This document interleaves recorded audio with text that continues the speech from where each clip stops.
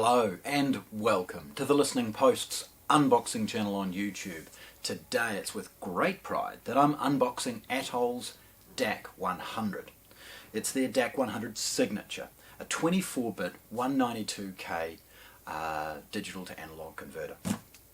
Now this unit, numbers-wise, isn't chasing the big numbers that some of the larger manufacturers might do so. ATOLL's a French company and they pride themselves on sonically perfect products, ones that are really easy to listen to.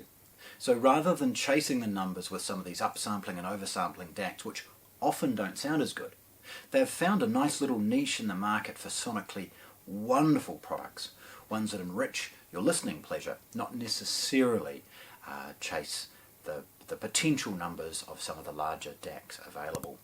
So let's have a look.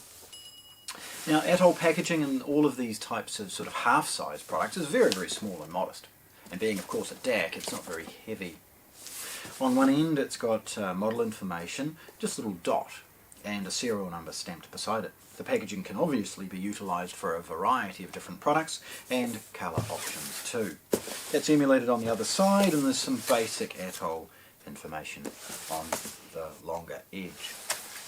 Opening these is all very, very straightforward because it's just clear packing tape.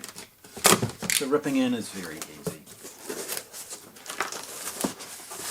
The first thing we see is a basic operation manual.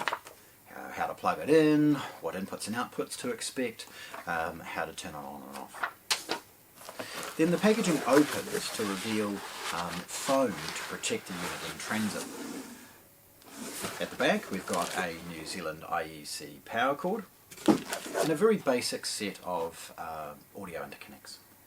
There's a piece of closed cell foam at the front of the unit to stop it from moving around and protect it from any transit damage. And then the unit itself.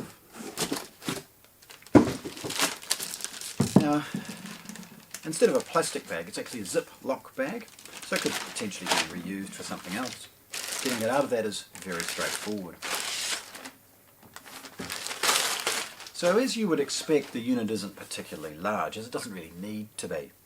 The front, other than the ATOLL logo with the O then delineating the model, which of course is the DAC100, we've got some basic inputs, outputs to move through the available inputs that the unit has. So we've got a left, right, up, down, and then a light indicating the inputs. There's a basic standby function. Again, not very deep, but it's at the back that we see a few things that make this really, really good. Avoiding the obvious and a bit of a boring side of things is the classic rocker switch for the on and off with a 240 volt IEC input. This asynchronous USB is one of the most probably best utilised out of the unit, and then there are 3 optical and 3 coaxial digital inputs, easily delineated and labelled.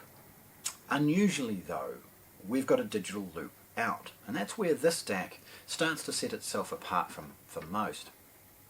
Should you utilise this into something like an amplifier with a digital in, or want to pass something through to another device, perhaps that Blu-ray player or universal disc player is also connected to a television, and you want to be able to output the audio or something vice versa, these types of loops give you a very, very practical method of integrating it with a number of different solutions. Then of course, on the far side we've got the traditional RCA line output for the DAC's outputs, of course. So there we have it. ATOLL's good, very, very well priced DAC, the DAC100 signature, unboxed here at the Listening Post in Christchurch, New Zealand. Thanks for watching. If you want to see more, subscribe to our channel.